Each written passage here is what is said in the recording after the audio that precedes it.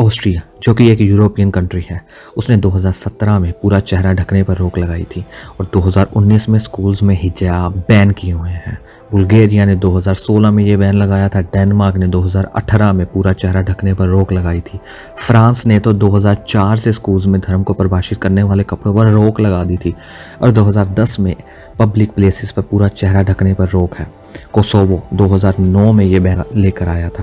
Netherlands में 2019 से चेहरा ढकना अपराध है। नॉर्वे ने 2018 में ये कानून बनाया और स्विट्जरलैंड में पूरा चेहरा ढकने पर रोक लगाने की बात पार्लियामेंट में चल रही है। रशिया ने 2012 से हिजाब स्कूल्स में बैन किए हुए हैं। Egypt and Syria although are Muslim majority countries, but उसके बावजूद वहाँ पर पूरा चेहरा ढकने की मनाही है। और ऐसी कई और एग्जाम्पल्स हैं मुस्लिम मेजॉरिटी देशों की या डेमोक्रेटिक कंट्रीज़ की जहाँ पर हिजाब या बुर्का बैन है। तो इंडिया में अगर स्कूल्स में हिजाब बैन कर दिए हैं तो इतना बवाल क्यों उठ रहा है? कुछ लोगों का यही सवाल होगा। तो उस कम्युनिटी के लोग इसका जवाब देते हुए बोलते हैं कि हिजाब बेशक बैन करो, लेकिन उसके साथ साथ तिलक जो हिंदू धर्म को दर्शाता है और पगड़ी जो सिख धर्म की शान है उसका क्या? रूल्स बनाओ लेकिन सबके लिए एक समान बनाओ, सब धर्मों को एक जगह पे रखो। कुछ डेमोक्रेटिक कंट्रीज हार्ड सेकुलरिज्म पे चलती है, लेकिन हमारा भारत एक सॉफ्ट सेकुलर देश है। हिजाब कंट्रोवर्सी इंडिया में कहाँ से स्टार्ट हुई और अब कहाँ तक पहुँची है, इन सब बातों का जवाब इस वीडियो में मिलेगा, लेकिन अनबायस तरीके से। ना किसी धर्म का साथ दिया जाएगा और ना ही किसी पार्टी का साथ। दोनों पक्षों की बातें रखी जाएंगी और आप तक पहुँचाई जाएंगी फैक्ट्स के साथ। चलिए स्टार्ट करते हैं इस डिस्कशन को टुडे विद अरुण पर। और आइए शुरुआत कर रहे हैं आज की सबसे बड़ी खबर के साथ। कर्नाटका में क्या हो रहा है? क्या हिजाब विवाद सुनियोजित साजिश है? The hijab controversy in pre-university colleges in Karnataka. That the hijab issue was a political plot. Karnataka high court में आज भी जिरह हुई है और इन सवालों के जवाब ढूंढे गए हैं। ये कंट्रोवर्सी स्टार्ट कहाँ से होती है? कर्नाटका का एक शहर है उडुपी। उस शहर के एक सरकारी कॉलेज में कुछ मुस्लिम छात्राओं ने मांग रखी कि वो हिजाब पहनकर ही क्लास को अटेंड करेंगी, पर अनफॉर्चुनेटली कॉलेज के एडमिन ने उन्हें मना कर दिया और बोला कि कॉलेज की एक ड्रेस कोड है, आप लोगों को वो पालन करना पड़ेगा और वही पहनकर आप सिर्फ क्लास को अटेंड कर सकती हैं, but hijabs are not allowed in the class. फिर क्या होता है कि 1 जनवरी 2022 को 6 लड़कियां क्लास अटेंड करती हैं हिजाब पहनकर और ये बात कॉलेज के एडमिन को पता लगती। अब वो उन लड़कियों को बुलाते हैं और सस्पेंड कर देते हैं और सस्पेंड करने का रीज़न देते हैं कि they violate the dress code of the college. अब उनमें से एक लड़की क्या करती है, वो हाई कोर्ट में जाती है और वो पिटीशन दायर करती है, college is not following the article 14 and 25 of Indian constitution act, जिसमें अनुच्छेद 14 है राइट टू इक्वालिटी और जो 25 आर्टिकल 25 है freedom to practice the religion. फिर हाई कोर्ट धीरे धीरे इस केस को स्टडी करता है और दोनों पार्टीज की दलीलों को सुनता है, लेकिन उस दरमियान उस टाइम पीरियड में क्या होता है कि 19 जनवरी को कॉलेज का स्टाफ, गवर्नमेंट अथॉरिटीज़ उन लड़कियों के पेरेंट्स के साथ और उन लड़कियों के साथ मीटिंग रखते हैं सो डैट कि केस को बाहर से ही सेटलमेंट किया जाए, पर अनफॉर्चुनेटली इस मीटिंग का भी कोई हल नहीं निकलता है।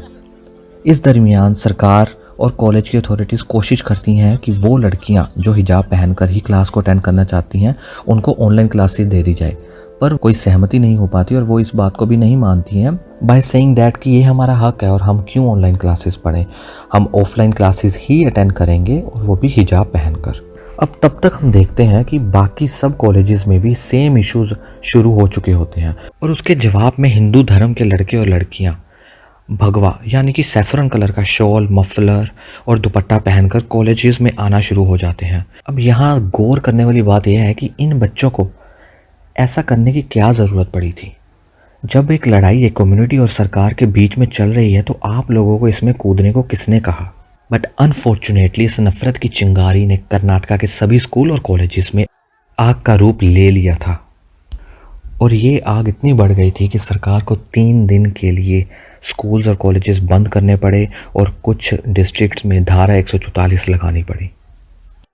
अब उसके बाद जो केस हाई कोर्ट में चल रहा था उसकी जज कृष्णा एस दीक्षित को मजबूरन इस केस को एक बड़े बेंच को रेफर करना पड़ा, जिसके चीफ जस्टिस हैं ऋतुराज अवस्थी जी।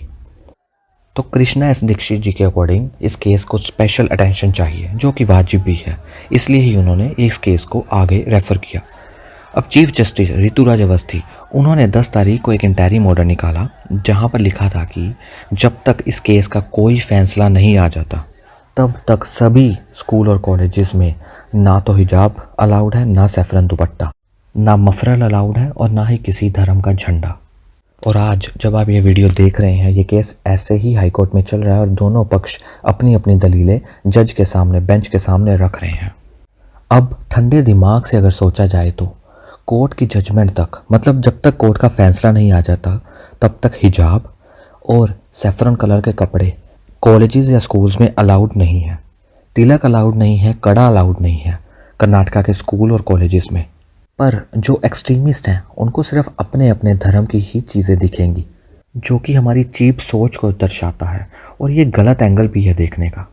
अब इस केस को इंडिया की राइवल कंट्रीज़ के द्वारा ग्लोबलाइज ऐसे किया जा रहा है, ऐसा दिखाया जा रहा है कि जैसे इंडिया में हिजाब को पूरी तरह से बैन कर दिया गया हो।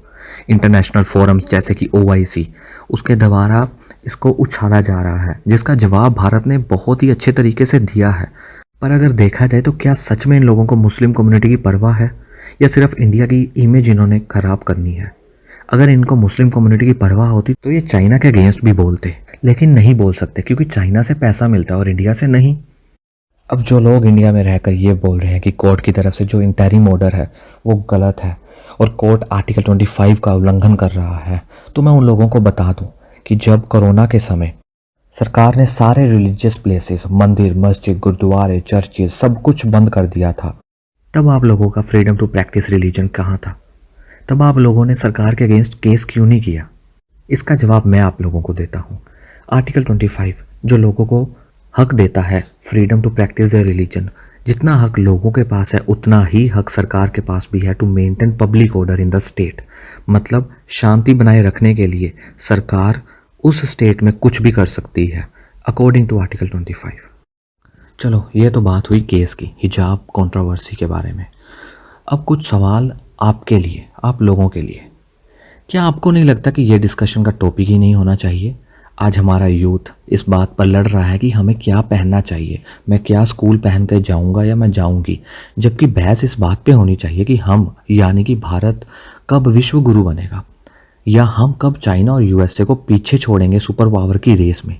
आज जब हर कंट्री कुछ नया इन्वेंट कर रही है, जैसे कि China has its own sun, American Elon Musk want to mobilise the humans on Mars, Japan and South Korean youth are inventing new artificial intelligence systems in robots, but unfortunately हम इन inventions में कहीं पे भी नहीं है और हम इस बात पे लड़ रहे हैं कि किसके धर्म का कपड़ा स्कूल्स और कॉलेजेस में अलाउड होना चाहिए और किसके धर्म का कपड़ा नहीं होना चाहिए।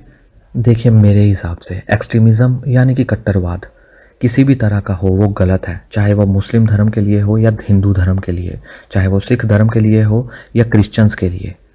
एक्सट्रीमिज़म को बढ़ावा नहीं मिलना चाहिए। आज धर्म की ये आग हमारे बच्चों तक भी पहुंच चुकी है और इस आग के पीछे सिर्फ पॉलिटिशियंस ही नहीं, वो माँ बाप भी उतने ही जिम्मेदार हैं जो अपने बच्चों को ऐसे प्रोटेस्ट में भेज रहे हैं।